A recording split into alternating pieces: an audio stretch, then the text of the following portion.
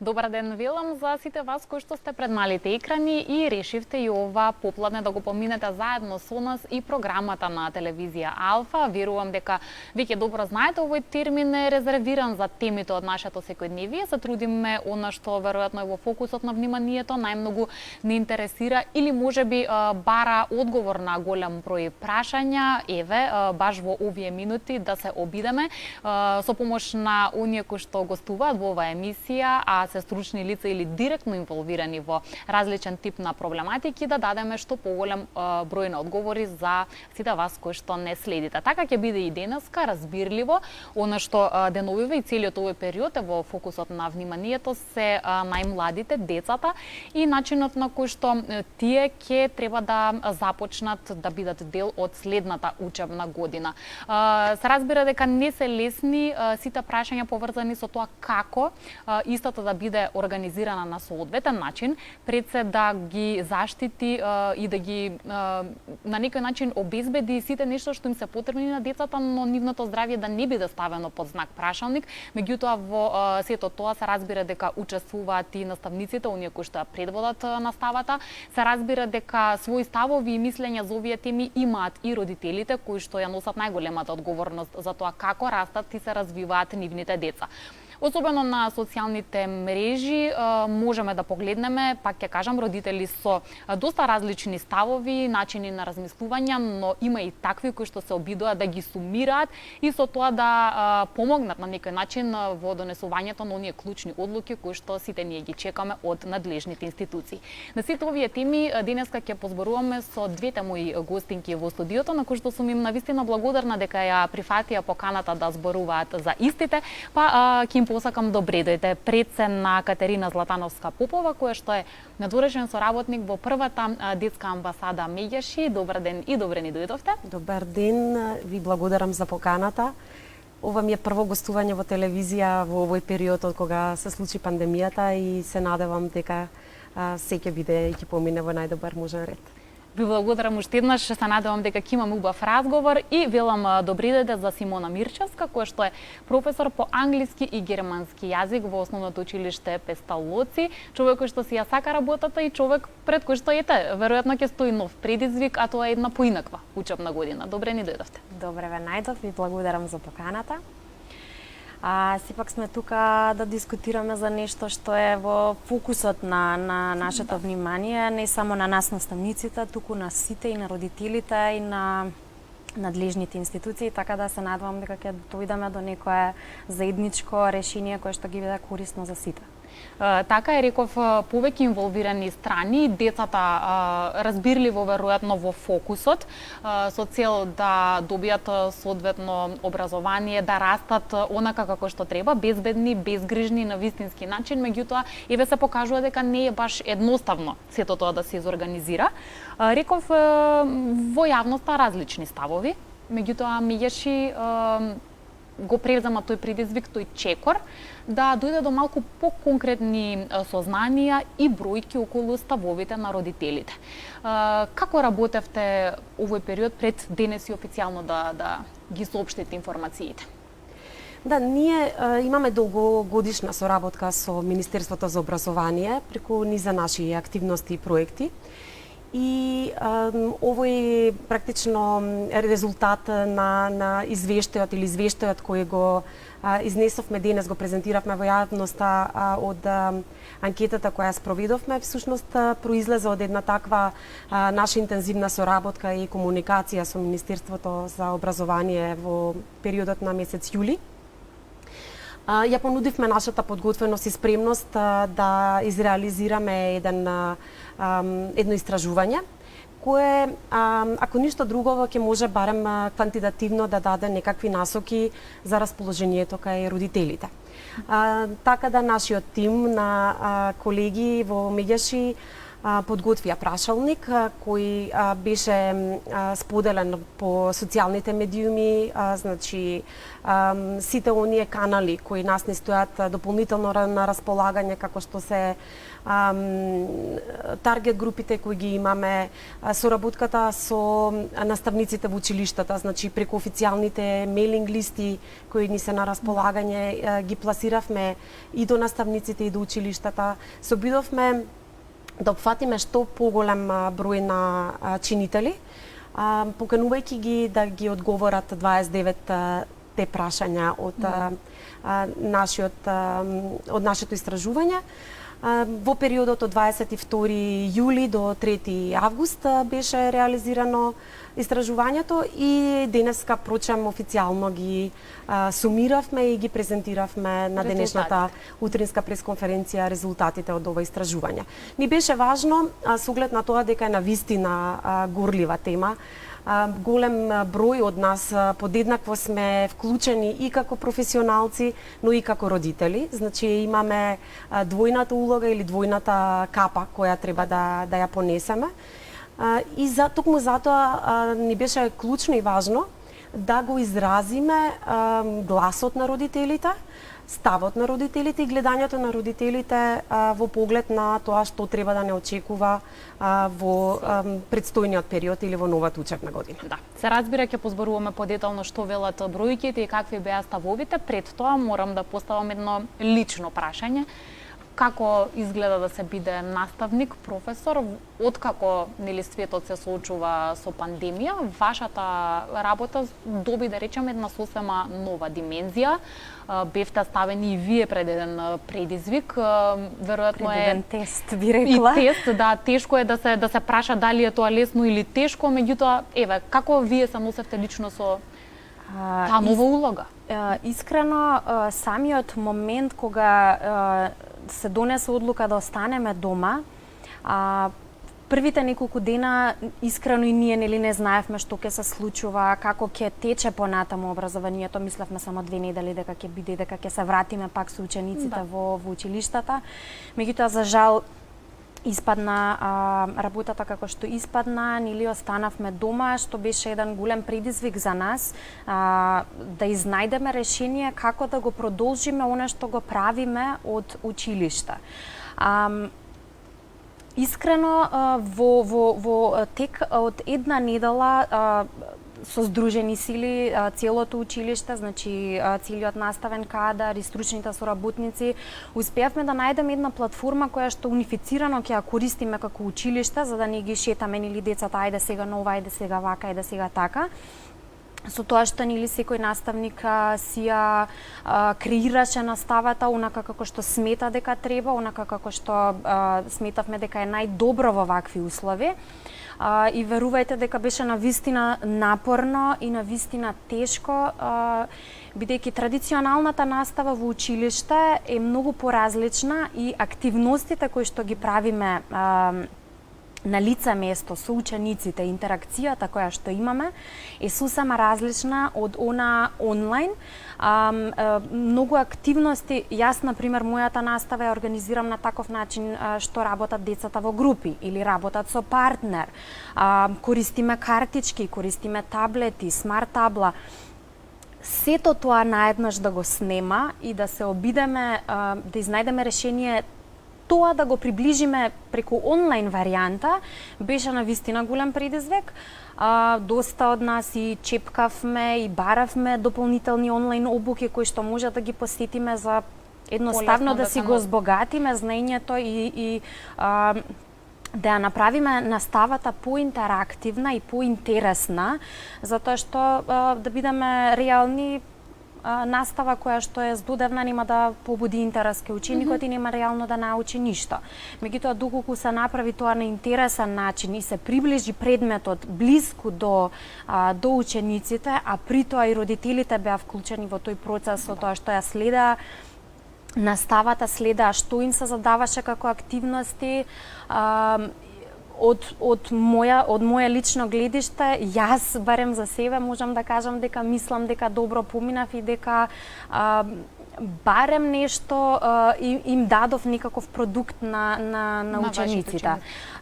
Се надевам дека и од нивна страна е позитивно искуството. Морам тука накратко ќе ве прекинам, бидејќи тоа веројатно го одговарале родителите и во овие прашалници и испитувања.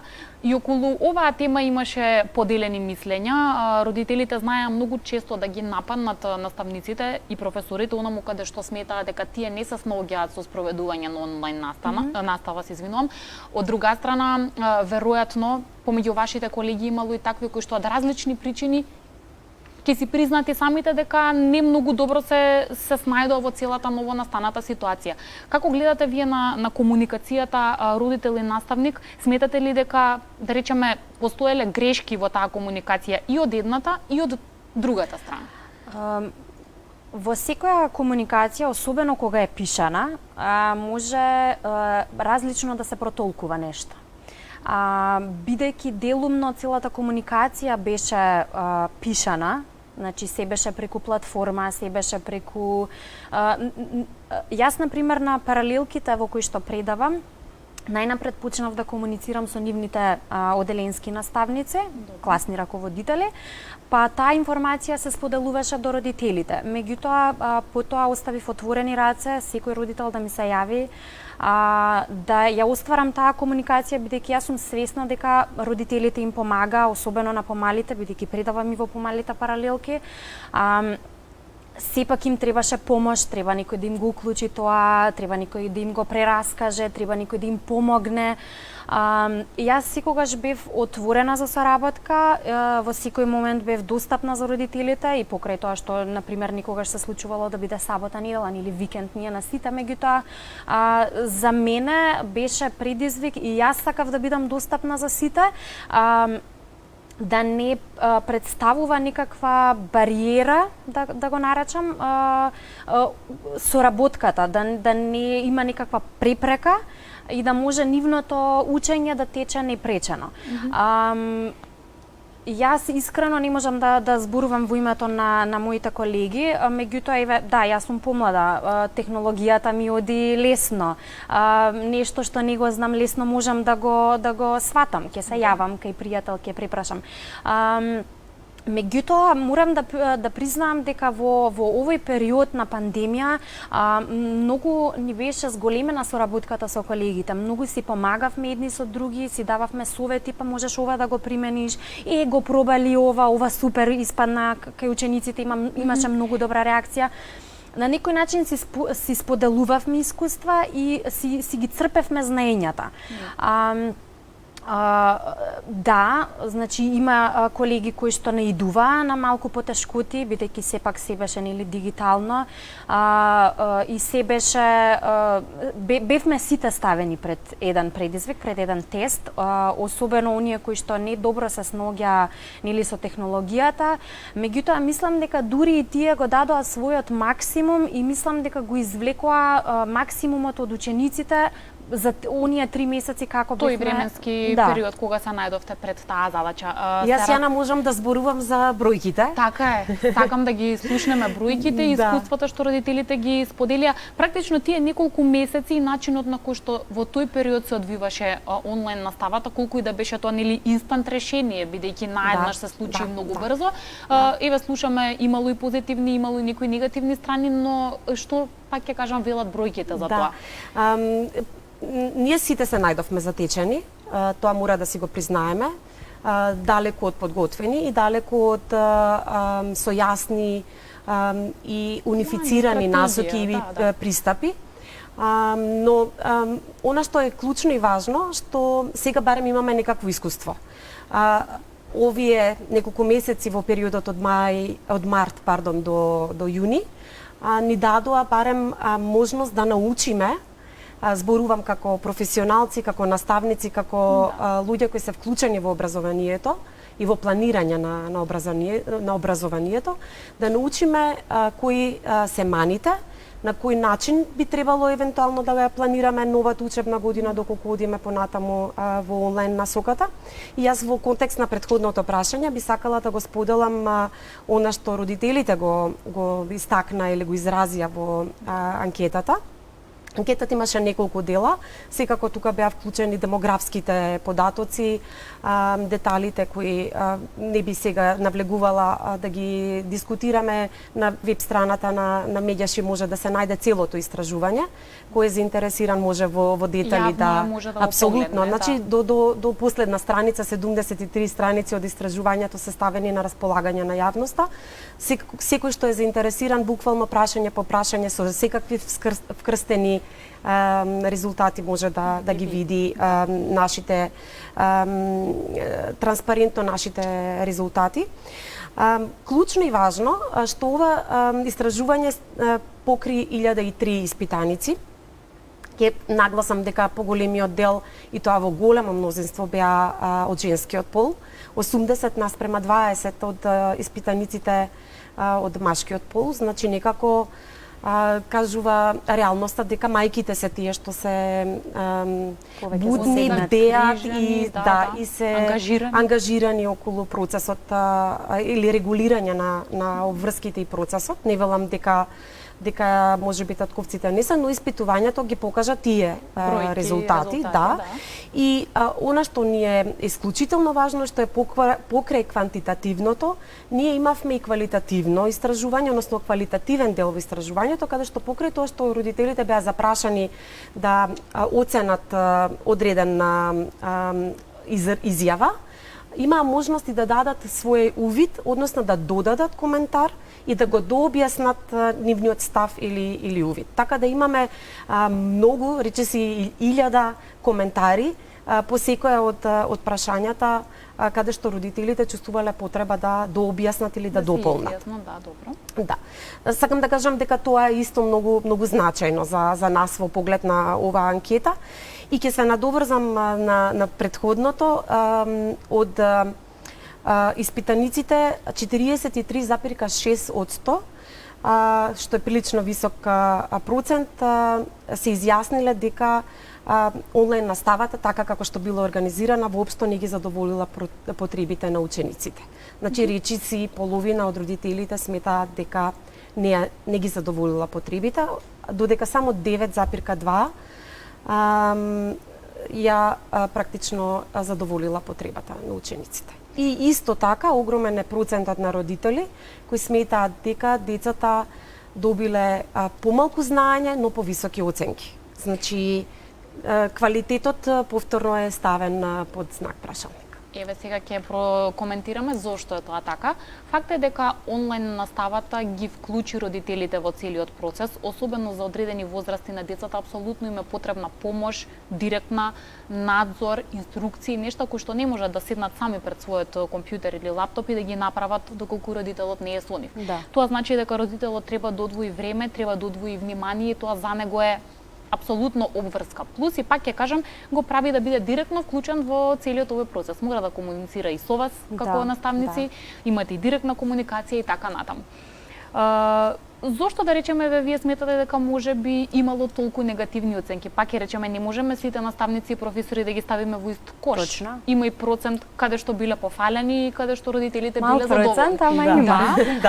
Да, меѓутоа каде пак ќе речам каде мислите дека недостасува нешто од тој цел мозаик за да оценките бидат малку подобри и да родителите бидат практично позадоволни од тоа што нивните деца го добиваат како знаење пред се?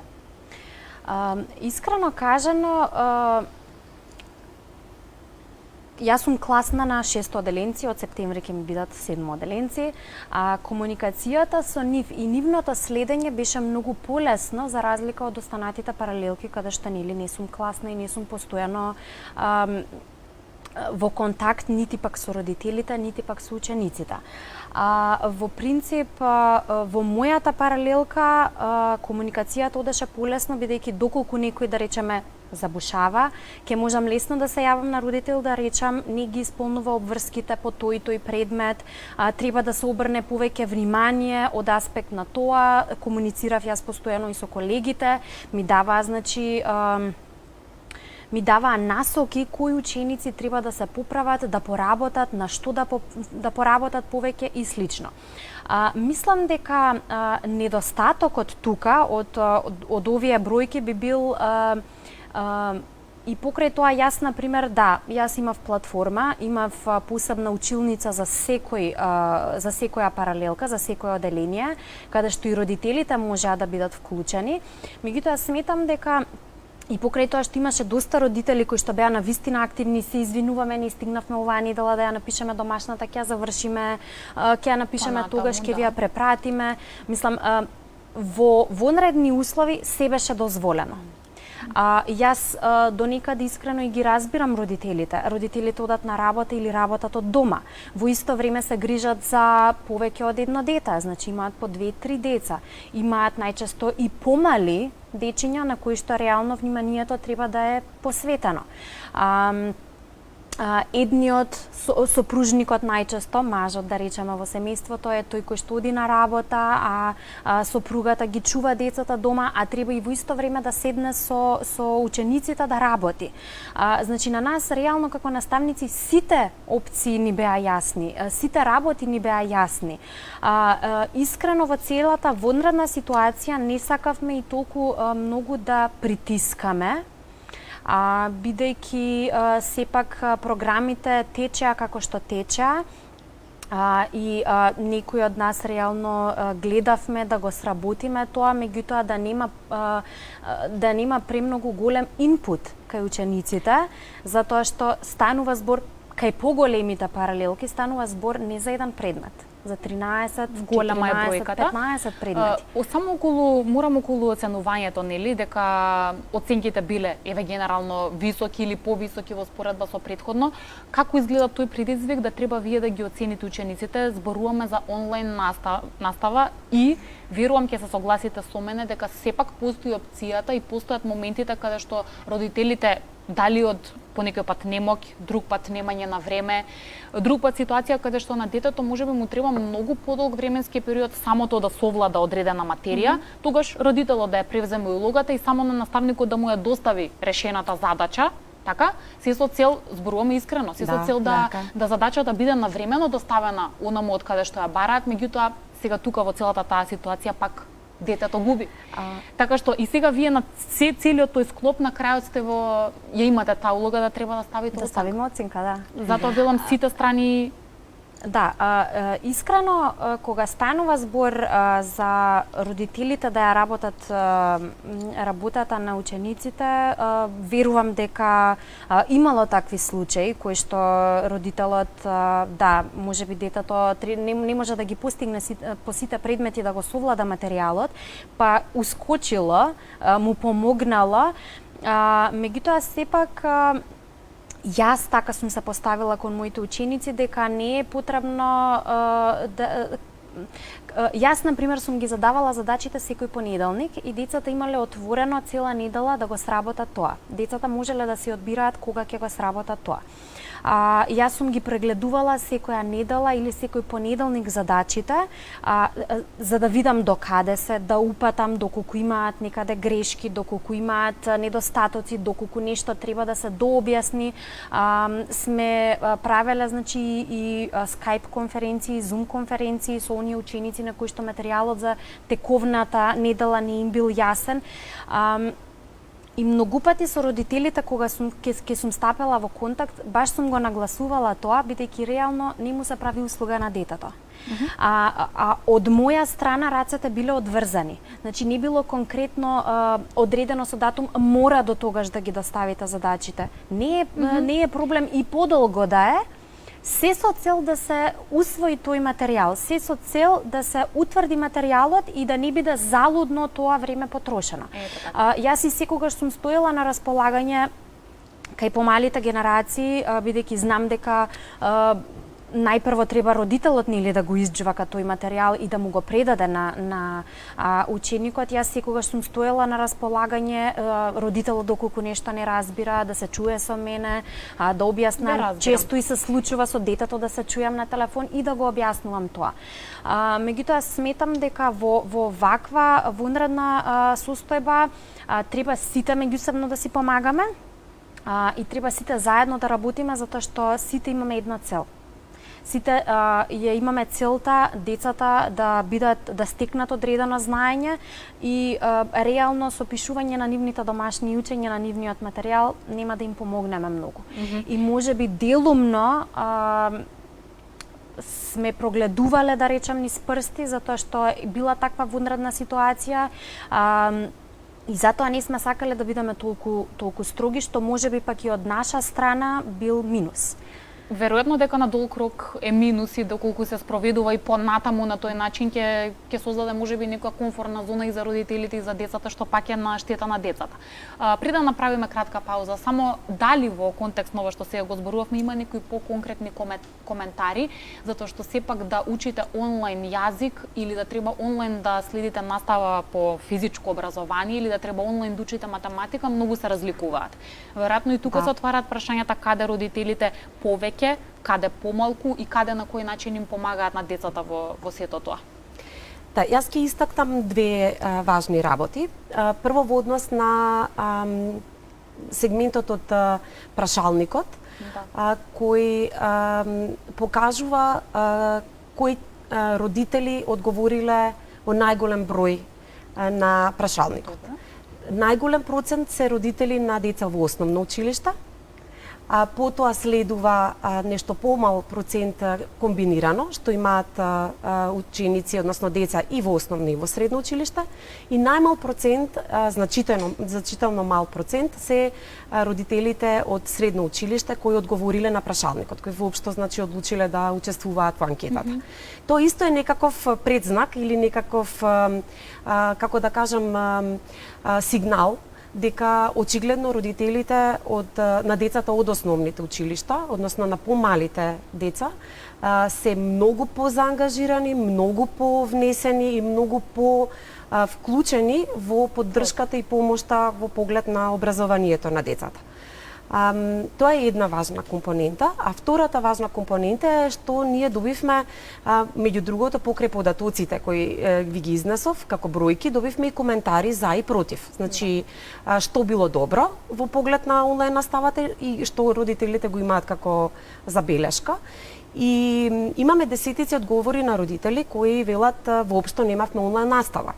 И сега тука немаме искрено до објаснување од страна на родителите што тоа им значи, дали воопшто не биле вклучени во некаква форма на онлайн настава или било само така, или немале ресурси, или можеби било само допишување или праќање пораки по социјалните медиуми, не знам, Месенџер, Вибер или пак имейл.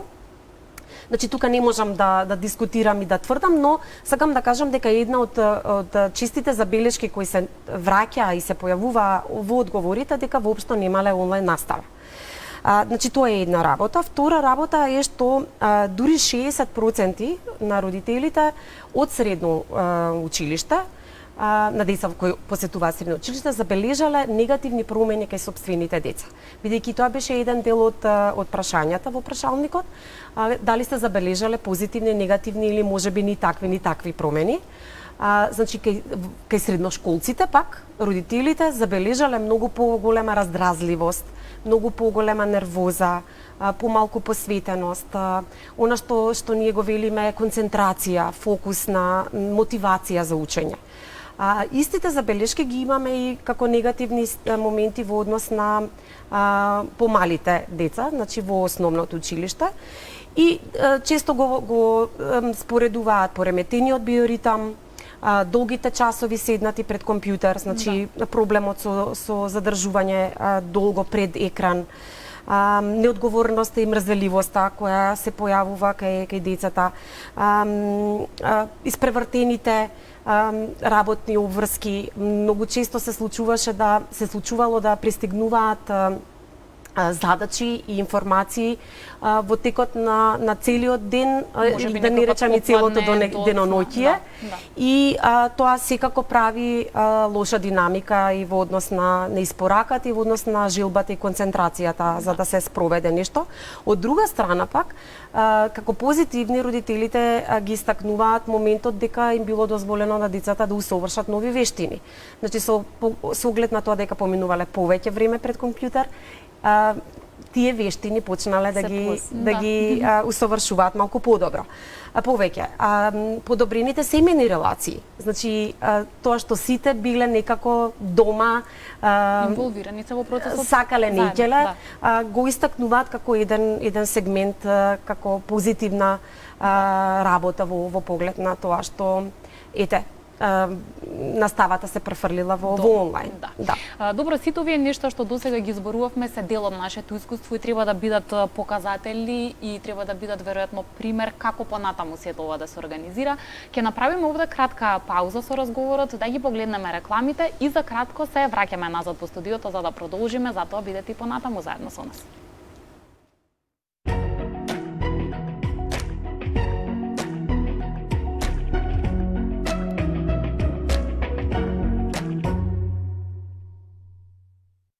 Додека вие бркате некакви луѓе, немате поим дека неважниот човек ќе избега. Види ваму Хусеин, прибери си го паметот. Ние дојдовме да зборуваме за џабер и немаме лоша намера. Што ако Мурат каже дека од мене слушнал? Асли, биди малку разумна. Од кога тој ќе го дознае тоа, ќе видиме дали се уште ќе ја смета за невина. Сахра во 18:10 на Алфа.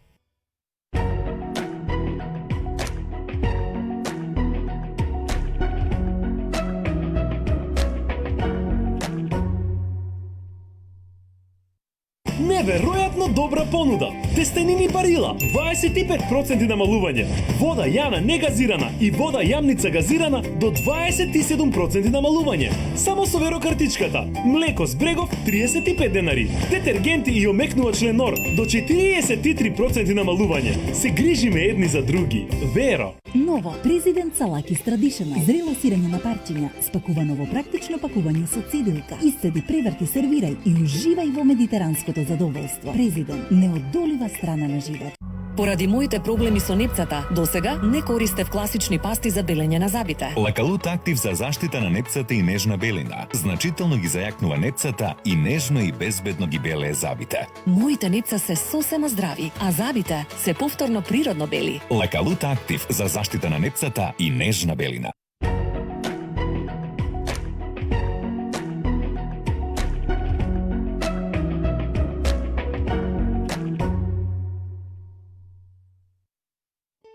Поскопувањето на струјата ќе удри врз џебот на граѓаните.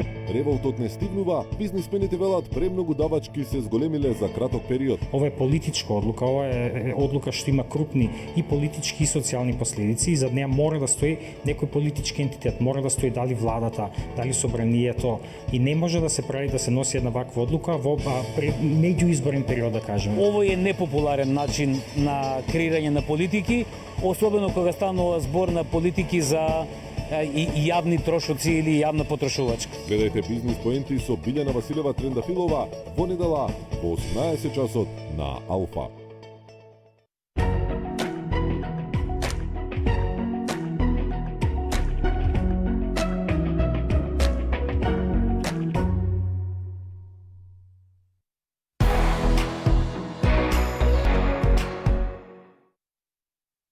Се враќаме назад во студиото со цел да го продолжиме разговорот посветен на стартот на новата учебна година, ставовите на родителите, ставовите и на професорите и наставниците, оние кои што впрочем ќе треба да ја спроведат наставата онаква каква што ќе ја предвидат и онаква каква што ќе одлучат да биде надлежните. Сепак познато е дека треба да биде единствена цел заштита на здравјето на сите оние кои што ќе бидат инволвирани во овој процес на образование, меѓутоа децата треба да си ги добијат соодветно нивните знаења и да не заостануваат во она што се нарекува нивни образовен процес, правилен раст и развој.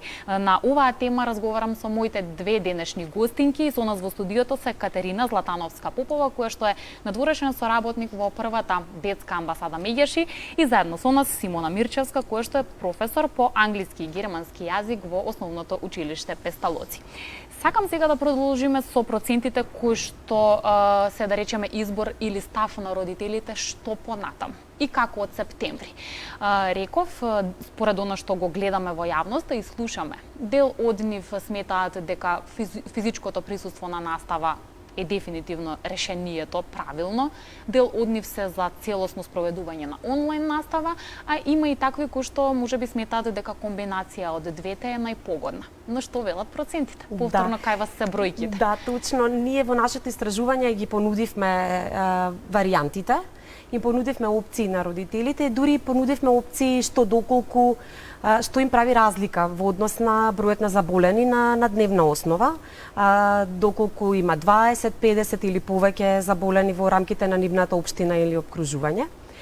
Ќе кажам само еден клучен заклучок, дека работите не се црно и бели. Нема, исправени сме пред сериозен предизвик и нема црно и бел одговор. Значи нема некој кој може да каже дека ова или она варијанта е најдобрата.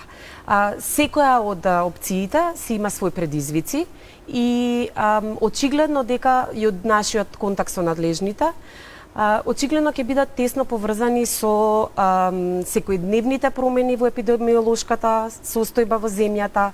Очигледно дека ќе бидеме исправени пред предизвикот да правиме промени во текот на која и одлука да ја донесеме. И некако нашите размислувања, зборувам како детска амбасада Меѓаши, се да се обидеме да се фокусираме на помалото зло. Ако може некој вака да изанализира кое е помало зло, да се обидеме да најдеме кое е помалото зло во поглед на децата, со оглед на тоа дека дефинитивно клучниот и главен недвојбен критериум на сите родители што одговорија на прашалникот беше заштитата и здравствената состојба на децата пред се.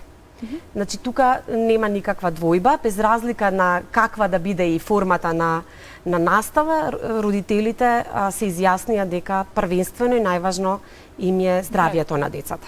Дури и оние родители кои би ги пратиле учениците, односно своите деца во училиште, подеднакво го ставаат тоа на прв степен, па потоа следуваат хигиената и дезинфекцијата на просториите на училиштето, запазување на сите мерки и протоколи. Значи, градацијата е на тој начин, но здравствената состојба, односно здравјето е број 1 кај сите родители.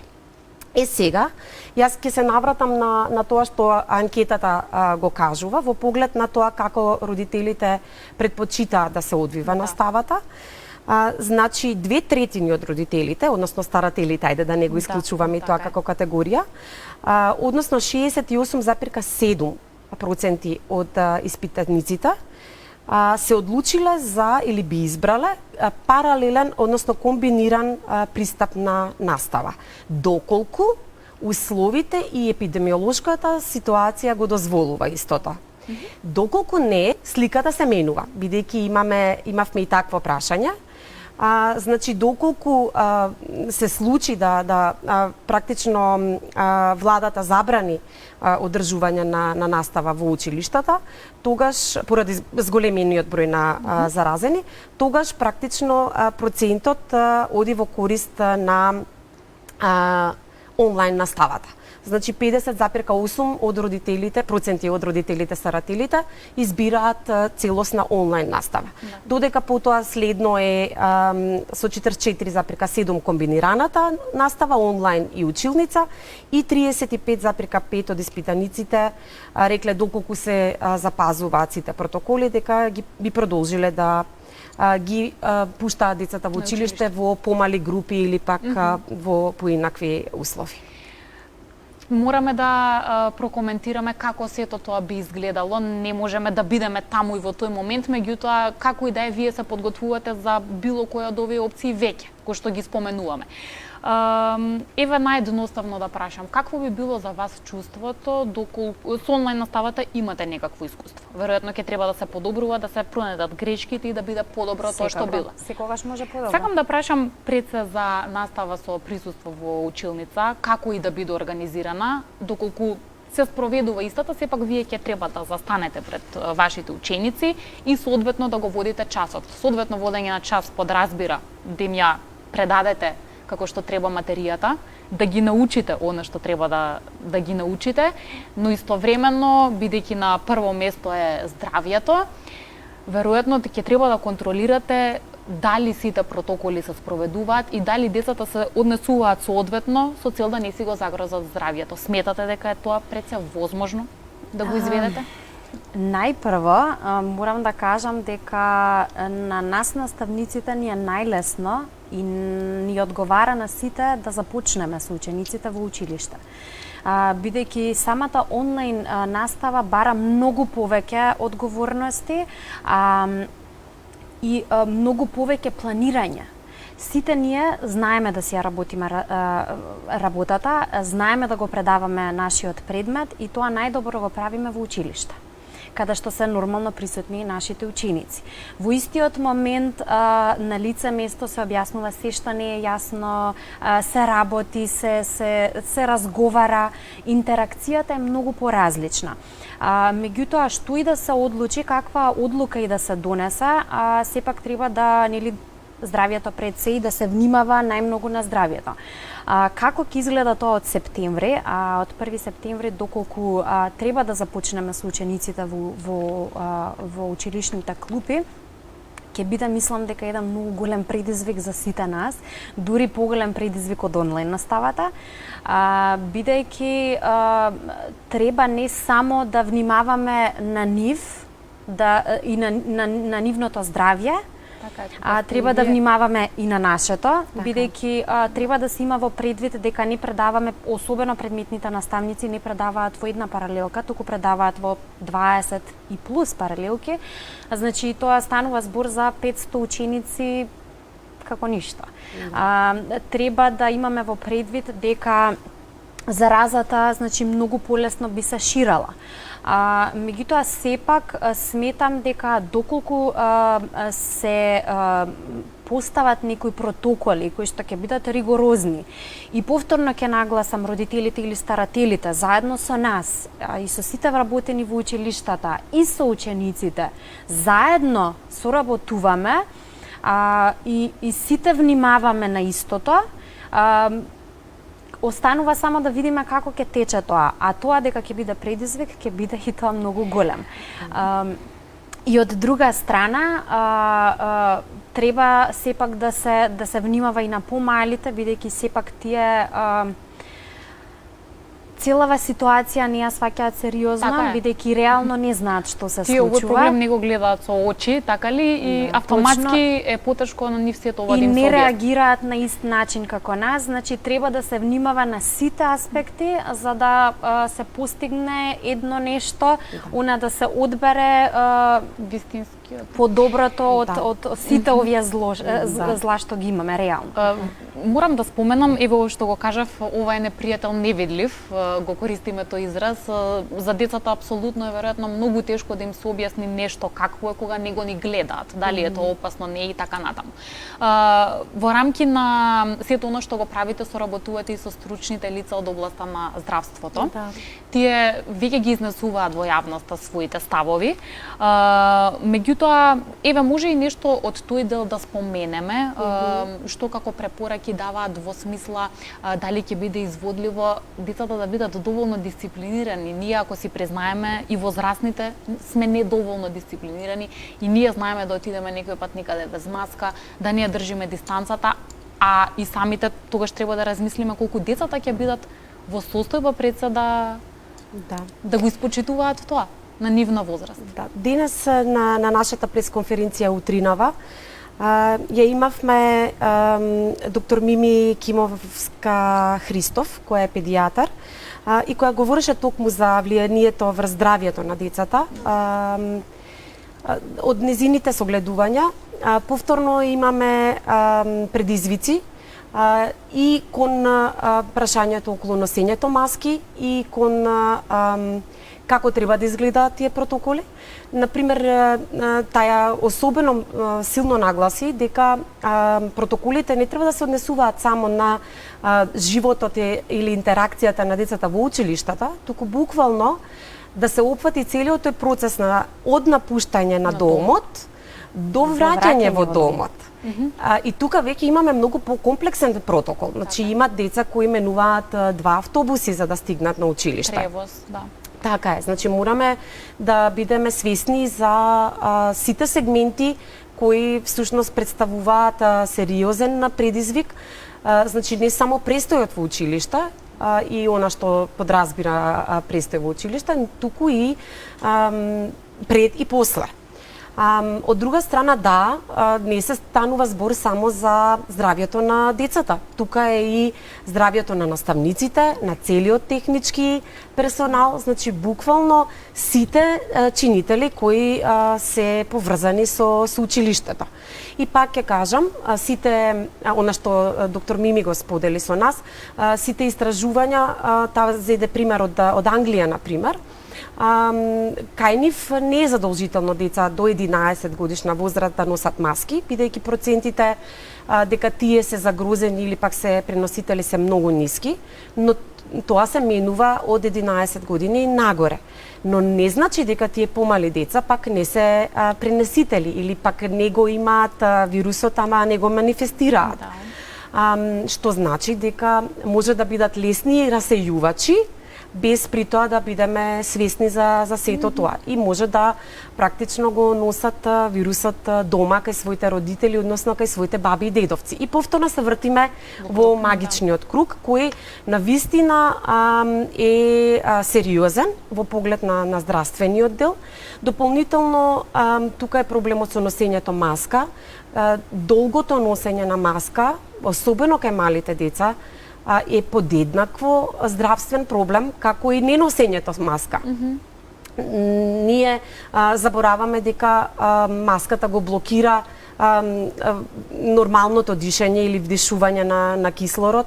Автоматски препреката, особено оние маски кои се, како ги нарекуваат, по-специализирани или по-безбедни, N95 обично нели ги квалификуваат како такви, тие маски, например, сериозно го прават блокада на нормалното движење, односно размена на гасовите.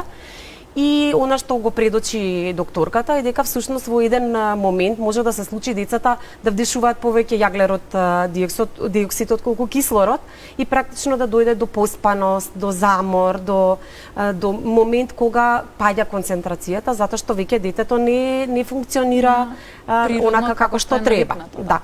Значи не е баш толку едноставно. Не е, пак ќе кажам, црно и бело и не е пристапот дека тоа е најдоброто решение. Но, ние како прва детска амбасада Мејаши сакаме да нагласиме дека има можеби начин да се оди на индивидуален пристап и индивидуално разгледување на ситуација од ситуација, училиште од училиште, општина од општина. И ќе дадам еден пример.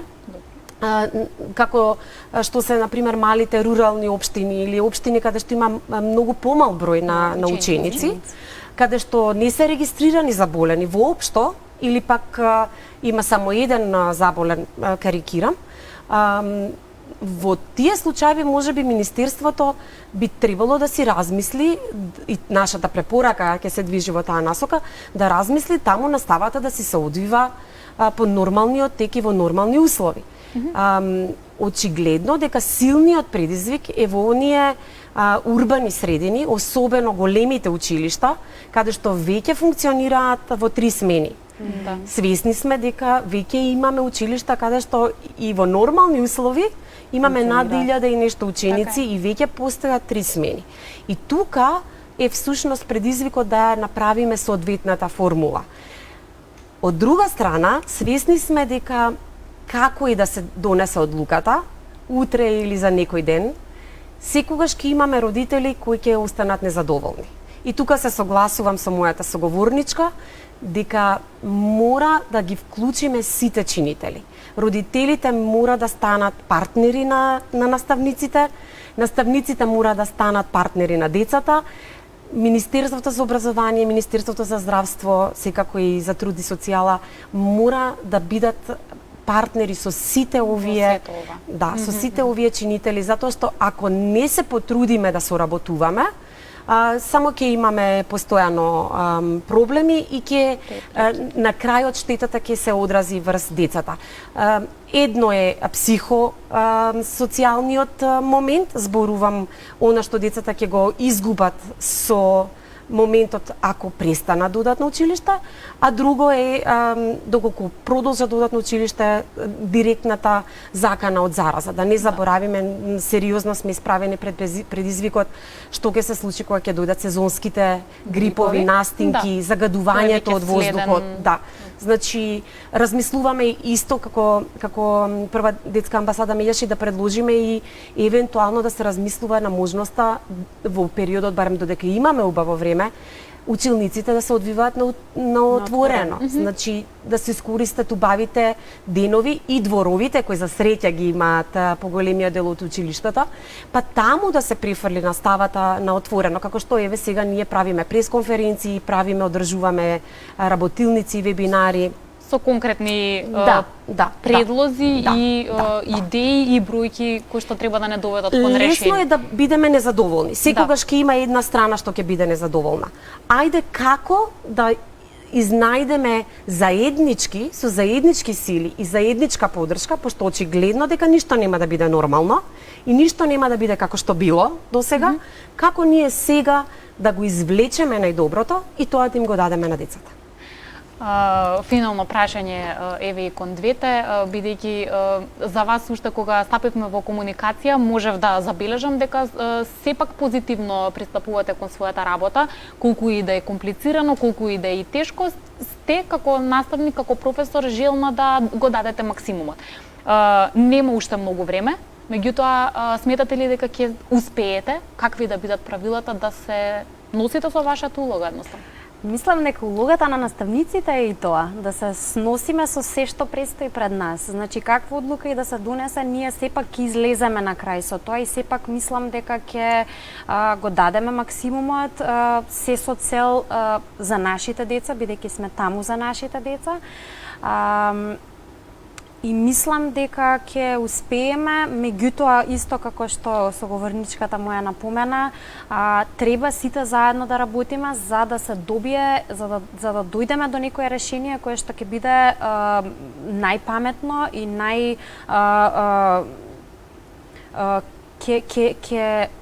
значи ќе успееме сите заедно да го најдеме најдоброто решение за сите странки засегнати, без при тоа, секогаш ќе има некој што ќе биде незадоволен, меѓутоа да гледаме барем колку што можеме повеќе да ги задоволиме сите страни кои што се вклучени во образовниот процес. И сепак мислам дека на крај ќе успееме со што и каква одлука и да се донесе, мислам дека ќе успееме да се носиме со тоа.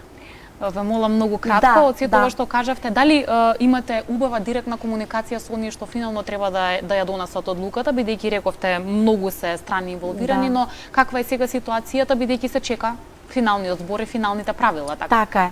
Ние сакавме да го дадеме нашиот придонес и како невладен сектор и како организација која во фокусот го има детето и детските права и заштитата на истите.